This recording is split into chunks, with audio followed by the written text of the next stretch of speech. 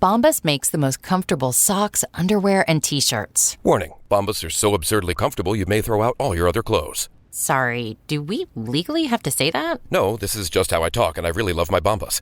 They do feel that good. And they do good, too. One item purchased equals one item donated. To feel good and do good, go to bombas.com/add-large and use code add-large for 20% off your first purchase. That's bombas.com/add-large and use code add-large at checkout.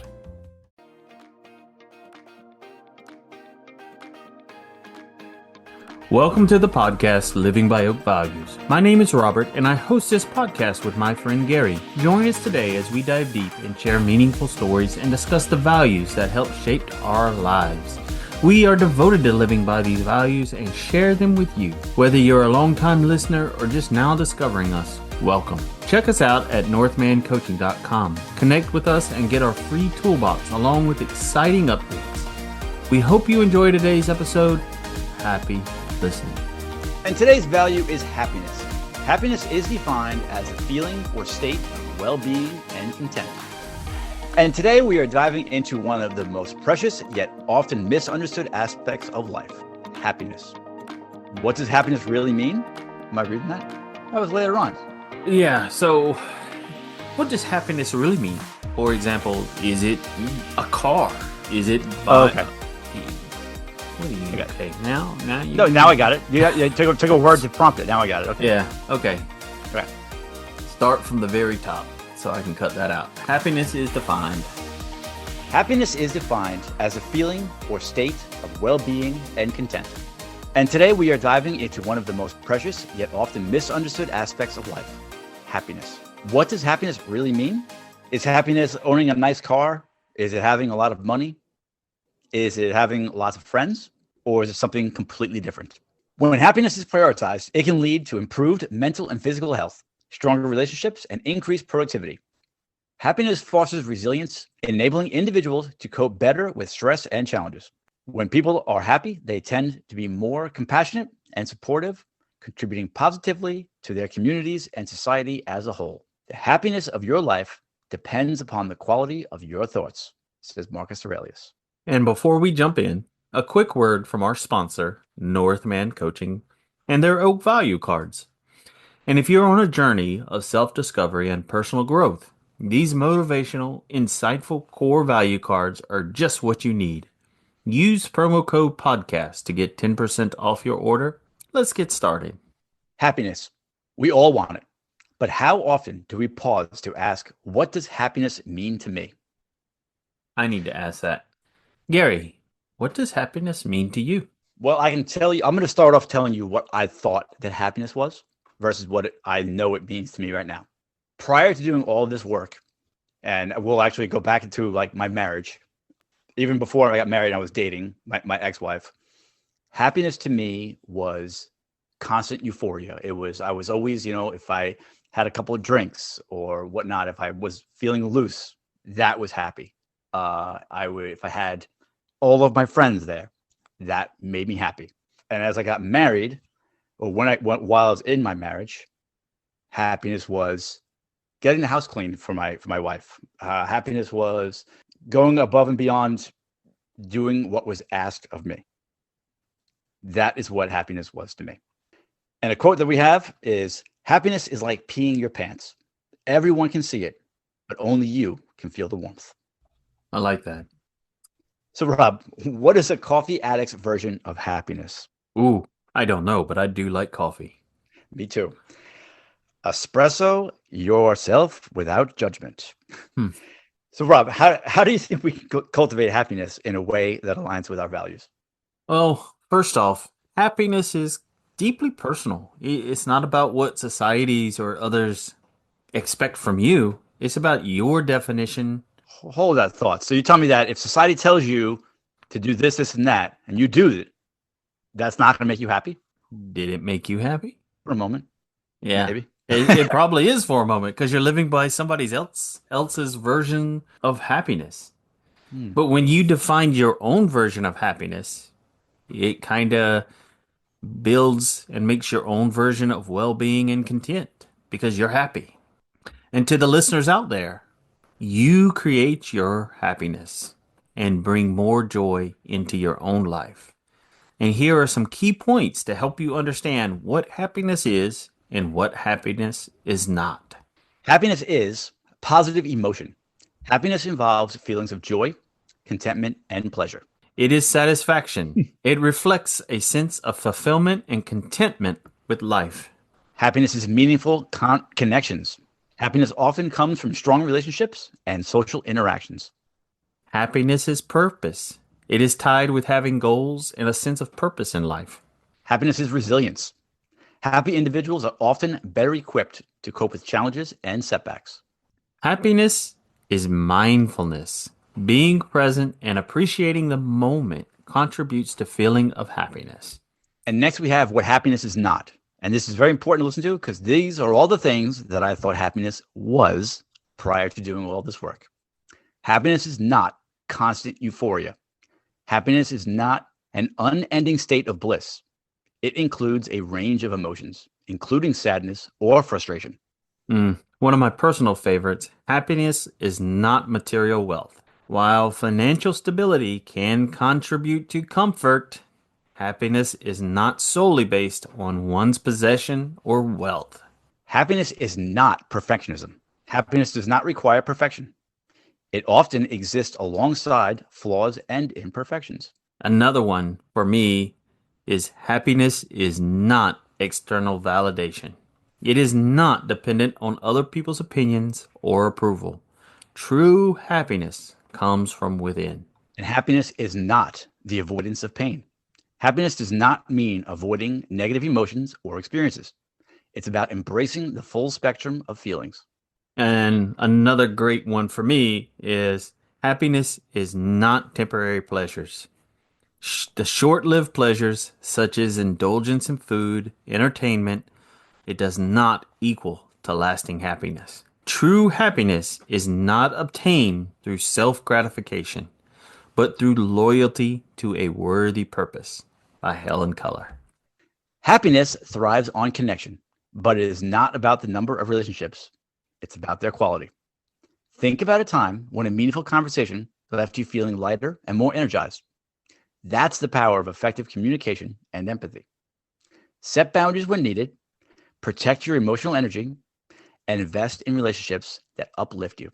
Practice gratitude, a value we covered a few weeks ago. It's like a superpower for happiness. Start small. Write down things you're grateful for each day. A story of mine, I started practicing gratitude during a tough period in my life. And at first, my list felt repetitive. I was grateful for my coffee. But over time, I began noticing deeper blessings. Like, I was grateful for my friends. I was grateful for my personal growth. The gratitude transformed my outlook. Do you know your why? Your why is your purpose, and your purpose fuels your happiness. Marcus Aurelius said, the happiness of your life depends upon the quality of your thoughts. So back to my story of when I was married, before marriage, dating, and now after my divorce. So happiness to me during my marriage was going above and beyond of what I thought my wife wanted, whether it be making the bed or doing the dishes or cleaning the house, whatever it was. Going above and beyond is what I thought happiness was. After the separation and eventually divorce, I didn't know what happiness was. I was miserable. I did not have my wife anymore. My daughter was almost never around. So I really had to figure out what happiness was to me. So I had to search my soul and really do some thinking and reading. And I realized that I was very happy before I got married. In fact, the happiness that I had, I think, is what attracted my ex-wife to me. So I started getting back into the things that I was doing when I was much younger. My biggest thing, I got back into surfing. But I also did things like mountain climbing and hiking. That was it, I guess. Those are a few big things I did. But getting back into surfing and hiking and mountain climbing, those things truly brought happiness into my life. And I think it had a lot to do with the time on my own, whether it be on the water or on a trail, the time in nature where I could reflect on a lot of things. Those things brought lasting happiness. So what was your aha moment? My aha moment came when I was frustrated because I tried to do the things that I thought was right for my wife. I tried doing them for me, like cleaning the house or doing whatever I could do for my daughter. But those were just chores, and it was a moment of satisfaction, like when the house was clean, when my daughter's clothes were picked out or food was made. It was a moment of happiness, but it was a fleeting moment. It was gone. So then I think my aha moment really was when I was like, I need to find who I was prior to all of this. And so, like emphasized by Gary's story, happiness requires a foundation of self-care. Don't forget to make time for fun. Playing isn't just for kids. It's a powerful way to recharge and experience joy. When life gets tough, reframing challenges can make all the difference. Instead of seeing setbacks as failures, view them as opportunities to grow. Happiness isn't just about you. And guess what? It is contagious. Acts of kindness, volunteering, and mentoring can help spread joy to those around you. I actually had one today where Gary called me up telling me about his joy. Would you like to tell the story? No, I don't. Yeah, I do. So I went to go shopping today for food and whatnot. And when I went to get my cart from to keep the carts at the store, there was a lady's wallet in the top part. So I stood there and I looked around and there was nobody there, but the cart was the first one there. So I figured this person must have just left. So I stood there for a little while. I didn't want to leave the wallet. And then I figured that I would take it to the store and have them call the woman's name or something. But then I thought again and realized that if it's in the cart, she's probably not even in the store. And if she doesn't know that she left it, she's probably all the way home or halfway home by now. So I finished my shopping. I got back in my car. I opened the wallet and I found her ID and I put it into my Google Maps and drove to the house, knocked on the door, and her husband answered, or a gentleman. I'm assuming it was her husband. And he was so ecstatic over the fact that I bought this wallet back. I thought he was going to kiss my feet. I mean, he was so over the top happy that it made me happy. And I had to call you, Rob, and tell you about it because I really, truly felt good about what I had done. You practically did sit there and you were overflowing with joy when you called me up and said, guess what I did? And I was like, okay, I don't know, you working or not working. You called out the sick. I don't know what you did today. But by calling me, you were so overflowed with joy that you were like, I have to tell somebody I did something joyfulness. I don't know. I mean, you tell me, why are you calling people, telling them that you were happy that you did something good? I just wanted to spread the joy. I wanted you to feel the joy that I felt. Anyway, so here's a fun and powerful exercise. Create a vision for your happiest life. What does it look like? Who are you with? And what are you doing? One way to bring this vision to life is through a vision board. Gather images, words, or quotes that resonate with your idea of joy and place them somewhere that you will see them every single day. So remember, happiness isn't about perfection or constant positivity. It's about aligning your life with what truly matters to you. And like we said earlier, it is a range of feelings and emotions. And as we close up, I hope this journey into the value of happiness inspires you to take meaningful steps towards a more joyful life. If you loved this episode, please share it with a friend and subscribe to the podcast and leave us a review. Until next time, though, happiness isn't something you find. It is something you create. If you would like to go further or deeper on this topic of happiness, reach out to us.